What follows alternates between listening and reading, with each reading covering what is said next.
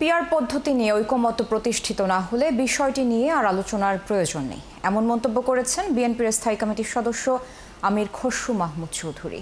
শনিবার ইস্কাটনের 20 মিলনায়তনে এক অনুষ্ঠানে তিনি আরও বলেছেন, অভ্যুত্থানের পর যেসব দেশে নির্বাচনকে বিলম্বিত করা হয়েছে সেখানে বিপর্যয় ঘটেছে। জাতীয় প্রেস ক্লাবে আরেক অনুষ্ঠানে রুহুল কবির রিজভী প্রশ্ন তুলেছেন, ডাকসুর ব্যালট পেপার সরকারি প্রেসের বদলে নীলক্ষেতে কেন ছাপানো হলো? বিস্তারিত মাহিলা ইসলামের রিপোর্টে। কালার এক্সপার্ট, জর্জ স্যাপ এবং মাইল্ড অন হ্যান্ডস টেকনোলজি সমৃদ্ধ অরিক্স ক্রিস্টাল ওয়াশ আপনার লন্ড্রি এক্সপার্ট। নির্বাচন ও রাজনৈতিক ভবিষ্যৎ নিয়ে ইস্কাটনের 20 মিলনায়তনে এক আলোচনা সভা। অনুষ্ঠানে যোগ দেন সুশীল সমাজ রাজনৈতিক দলের প্রতিনিধিরা। এই সময় তারা বলেন, জাতীয় ইলেকশনই আমাদের এখন সবচেয়ে বড় ক্রাইসিস।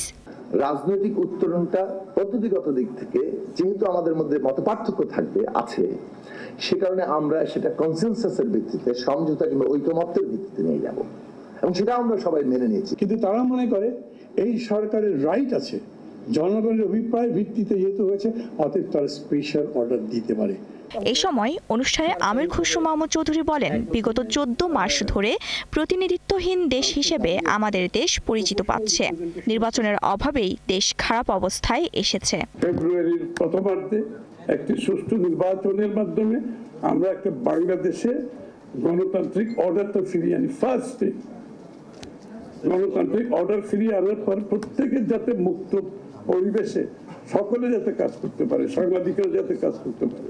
এদিকে বিকালে জাতীয় প্রেস ক্লাবে এক আলোচনা সভায় যোগ দিয়ে দলটির জ্যেষ্ঠ মহাসচিব রুহুল কবির রিজভী বলেন, কেন নীলক্ষেত থেকে ডাকসুর ব্যালট ছাপানো হলো? ডাকসু নির্বাচনের ব্যালট পেপার হতে পারে যে কোনো একেবারে গোপনীয় সরকারি কোনো সংস্থা থেকে, সেটা হতে পারে যেমন বিজি প্রেস আছে বা অন্য যে কোনো জায়গা থেকে। তো আপনার যখন নীলক্ষেতের কথা আসবে তখন তো এটা সন্দেহ জাগবেই যে ডাকসুতে কোনো অনিয়ম হয়েছে কিনা। কিছু মিডিয়া ব্যবসা তৈরি করার জন্য ফ্যাসিবাদের গুণ কীর্তন করছে বলেও মন্তব্য করেন রিজভী। এটা হবে আজকে নানা অনিয়মের কথা নানা দিক। মাহিলা ইসলাম, ৭১, ঢাকা।